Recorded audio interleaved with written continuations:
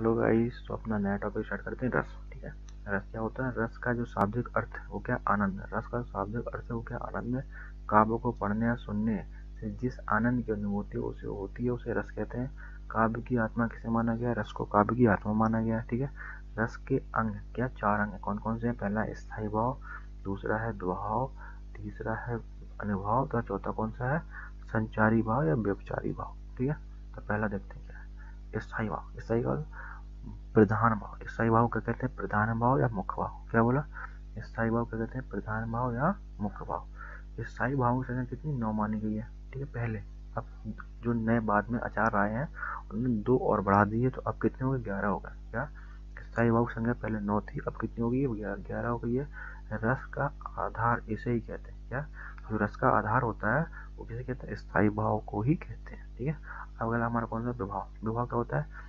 स्थायी भाव को जागृत करने वाले कारणों को विभाव कहते हैं। स्थायी भाव को जागृत करने वाले कारणों को विभाव कहते हैं। ठीक है, पहला कौन सा? 2 प्रकार के होते हैं। पहला कौन सा? आलम्बन विभाव, दूसरा कौन सा? उद्दीपन विभाव। ठीक है, तो आलम्बन विभाव क्या होता है? जिसका सहारा पाकर स्थायी भाव का जागृत हो। पहले जागृत नहीं था इसका।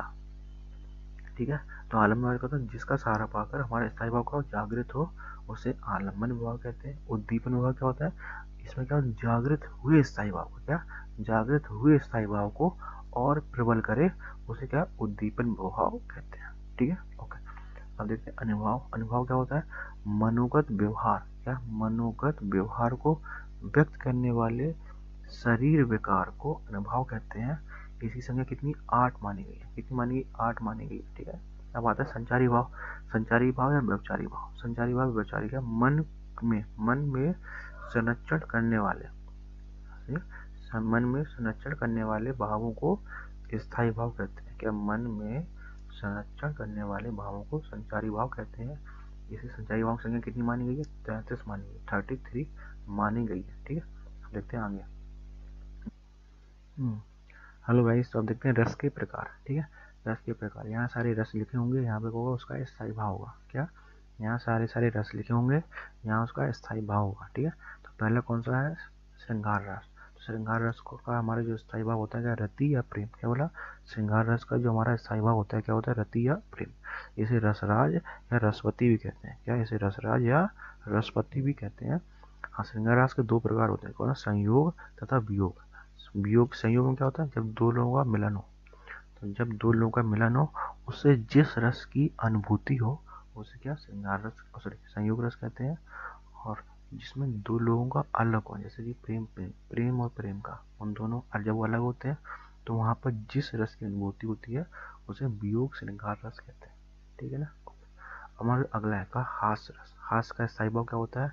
हास्य होता है। करुण रस का स्थायी भाव क्या होता है? शोक। करुण रस का स्थायी भाव क्या होता है? शोक होता है। वीर रस का क्या होता है? उत्साह है। जहाँ वीरता होगी वहाँ क्या होगा? उत्साह होगा। ठीक है, रौद्र, जहाँ पर रौद्र, गुस्सा कब आता है? जब क्रोध होता है ना, तभी रौद्र रूप में धरते हैं। ठीक है, तो रौद्र का क्या होता है? क्रोध होता है। भयानक रस, भयानक या कोई चीज होती है, भूत क्या बहुत भयानक होते हैं, तो उससे क्या होता है? हमको भय होता है। तो भयानक का क्या? हमारा स्थायी भाव क्या हो जाएगा? भय हो जाएगा। ठीक है, अगर सातवां कौन सा है? विभत्स रस। विभत्स रस क्या होता है? जब घृणा, घृणा का दूसरा शब्द क्या होता है? जुगुप्सा। ठीक है, विभत्स मतलब बहुत ज्यादा विभत्स हो, मतलब बहुत ज्यादा वैसा हो। तो क्या? जहाँ घृणा होती है वहां पर, तो क्या उसके स्थायी भाव क्या हो जाएगा? घृणा होता है। अद्भुत, अरे भाई भैया, अद्भुत मतलब जब क्या होता है? कोई एकदम अद्भुत हो गई, जैसे कि हमारे इसरो साइंटिस्ट हैं, उन्होंने क्या नई सैटेलाइट बना ली, तो उससे क्या हो जाएगा? एक आश्चर्य हो जाएगा या विस्मय हो जाएगा। ठीक है, तो अद्भुत का क्या हो जाएगा? हमारा आश्चर्य या विस्मय हो जाएगा। शांत, शांत रस का क्या हो जाएगा? सम या निर्वेद। शाम क्या हो जाएगा? सम या निर्वेद। वात्सल्य क्या हो जाएगा? वात्सल रति। क्या? वात्सल रस का क्या हो जाएगा? वात्सल रति। ठीक है, भक्ति, भक्ति क्या होता है? जहाँ अनुराग होता है वहाँ भक्ति होती है। भक्ति या भगवत।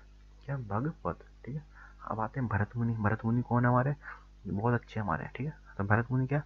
भरत मुनि ने अपने जो नाटक शास्त्र है उन्होंने कितने रस को माना गया है?